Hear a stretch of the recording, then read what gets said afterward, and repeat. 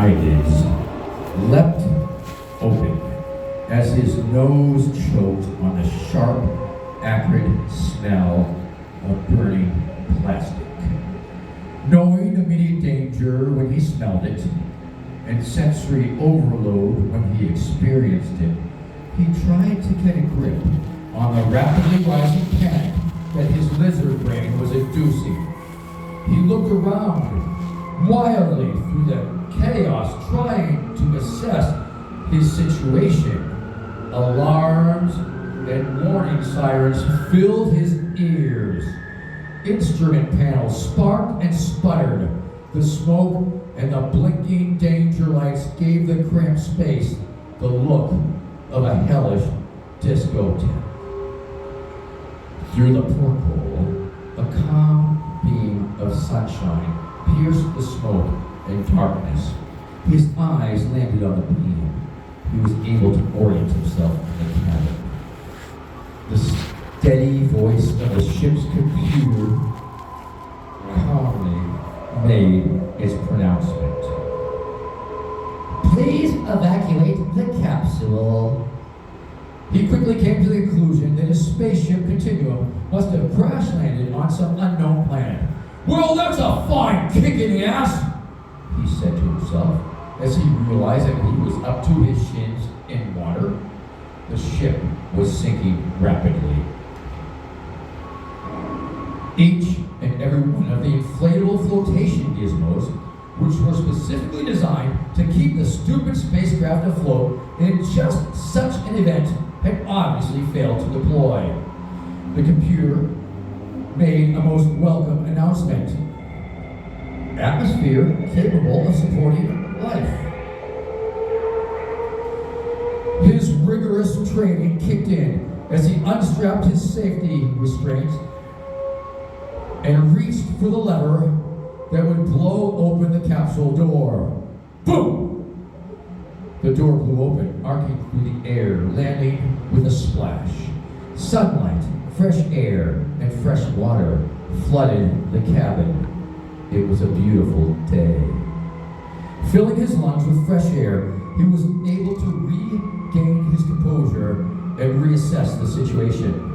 Looking about the rest of the capsule, it was clear his fellow chrononauts had not survived the journey.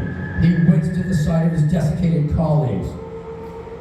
Then the perky synthesized voice chip chirped. Self-destruct sequence activated. 3 minutes until vaporization. Something had tripped the self-destruct mechanism. Believing that 3 minutes was plenty of time, Chuck quickly grabbed his kit bag, his seat cushion, which also acted as a flotation device, and his inflatable life vest. His spaceman ray gun, much to his chagrin, was secure in the gun locker right in front of his face. 2 minutes until vaporization. There was not going to be enough time to enter the required information into the required field to unlock his weapon. He could see it, but he could not get to it. Damn waiting times! He punched at the plastic glass that stood in his way. Fuck! He swore. He really wanted his gun. Chuck waded over to the hatch and stepped up on its lip. Water poured up and over his time shoes and into the capsule. He looked down. Damn it! My favorite time shoes. They were indeed some really nice time shoes. He blinked and squinted into the bright sunlight. He felt the warmth on his stubbled cheeks. He shielded his eyes from the sun and scanned the horizon, looking for the direction of land. Pausing momentarily, he said something bitter and somber about his deceased co-workers in regards to their imminent burial at sea. Something about the captain going down with the ship. Goodbye, my captain. He saluted. Lest he be sucked into the undertow from the sinking ship or caught up in the vaporization, Chuck jumped clear. In an instant, he was furiously swimming and kicking away. 1 minute until vaporization. Bolts of electricity crackled around the skin of the submerging, sinking capsule As the space machine submerged, the water sizzled and boiled as steam bellowed skyward. The computer voice burbled as it went under. 30. Exactly 29 seconds later, the ship imploded. As the machine destroyed itself, it produced an awesome shockwave that rolled over the water's surface. The 3-foot swell lifted him up and set him down. It did not propel him forward in the least. He paddled and kicked and paddled and kicked until he could kick and paddle no more. He made it to the beach. He pulled himself up onto the land. Sucking hard for air, he blacked out. There was no turning back.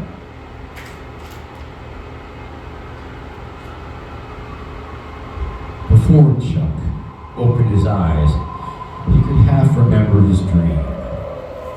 A smile crept across his face.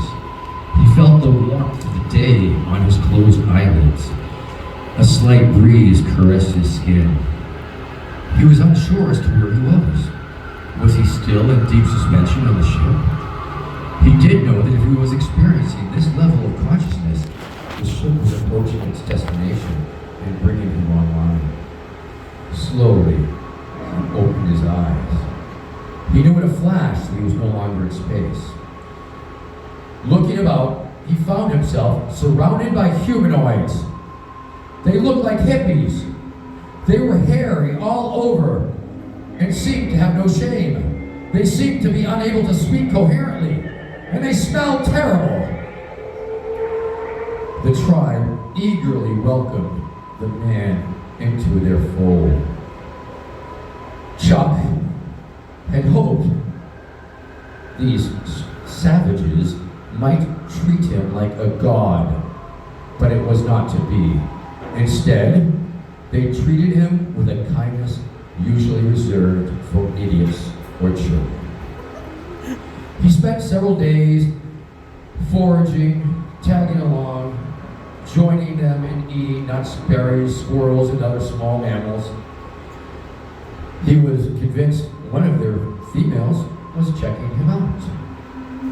If this was going to be his new life in this strange new world, he definitely wanted to get laid. The tribe members' animal skins and loincloth left little to the imagination. The women bared their breasts as if they were just another body part. There were worse planets to be stranded on, he thought. One fine day,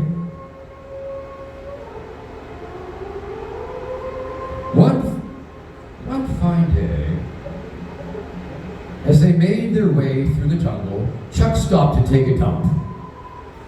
The tribe continued onward on the trail. If nothing else, this new diet was keeping him regular. Chuck was on his haunches, defecating several feet off the trail, when there appeared to be a commotion at the front of the hunting party. He was cursing the lack of toilet paper on this otherwise serviceable planet when he noticed the commotion. He finished wiping his ass with some leaves, which he hoped were not poisonous. No sooner he pulled up his breeches when he heard what sounded like a stampede. Several of the party went running past. The tribe personified fear as they were chased by who knows what. Within seconds, Chuck had been scooped up in a net and was being dragged along the ground. After a short but bruising drag through the jungle floor, he found himself being released from the net. Chuck and his fellow captives were surrounded by fierce, smallish horses, snorting through their nostrils and kicking up dust. Attracted by his strange spaceman garb, he was approached by members of the hunting party.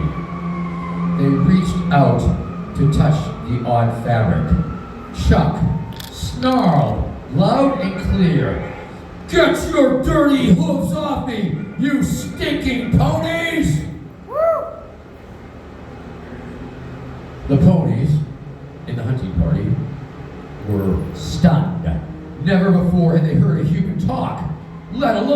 him of smelling. With their superior pony strength and numbers, the pony soldiers quickly subdued the struggling man. They attached a massive yoke around his shoulders. Chuck was chained to the other human captives and led down the trail towards New Pony City. Marching him through the forest, the ponies taunted him. "Do it again! Say something!" They challenged Chuck as they poked him with sticks. "No, you smell!" said another, fanning the air with a hoof. Chuck decided to shut the fuck up and didn't utter another word. Shackled and in the lab,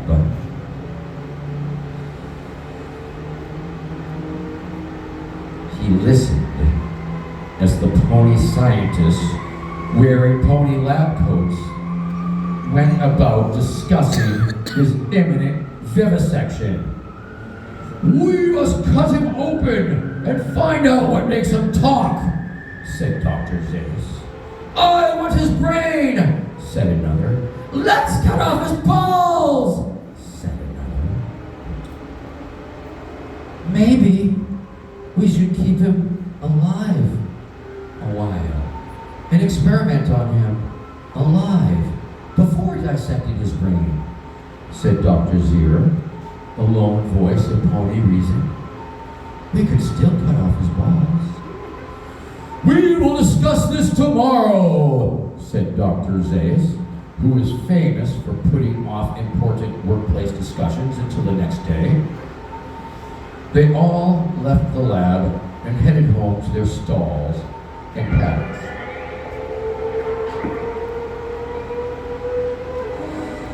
That evening, Dr. Zira came back to the lab to check in on the human prisoner.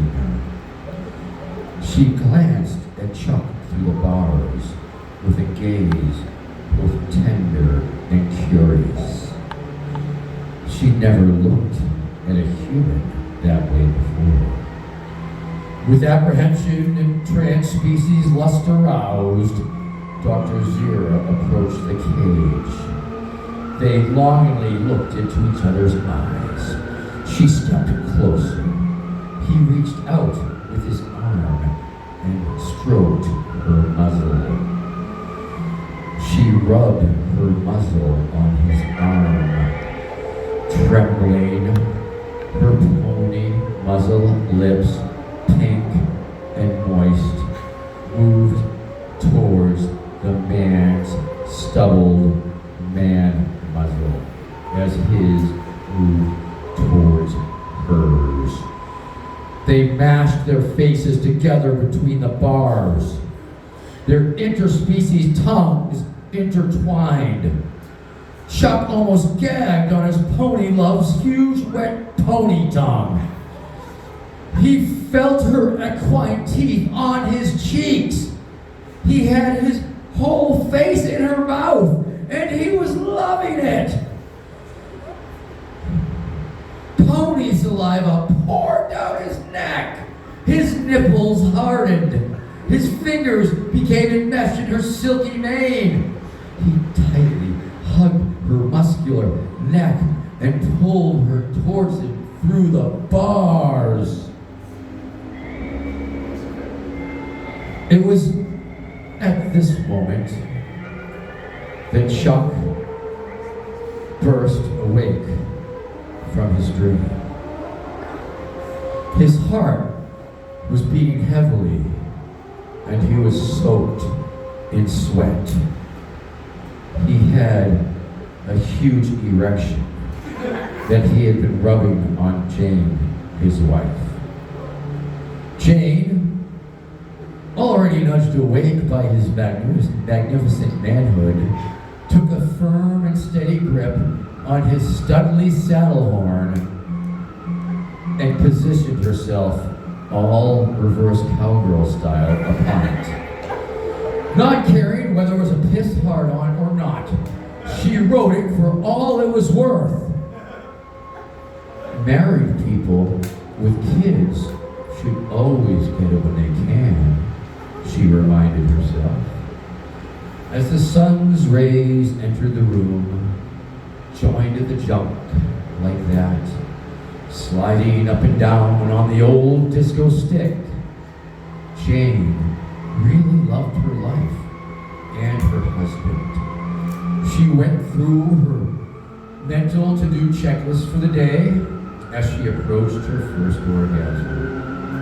Her eyes rolled back in her head. Meanwhile, breathing heavily, Chuck could not let go of the image of Dr. Zira's big anime eyes and long pony eyelashes, that sexy pony lipstick, her sexy pony lips, and that lab coat all remained vivid in his mind. He wrapped his fingers in his wife's long hair, pretending that it was his dream lover's silky mane. He imagined what it might be like being belly to belly making love with a pony. He had spent a lot of time trying to visualize mechanics of how that worked actually. He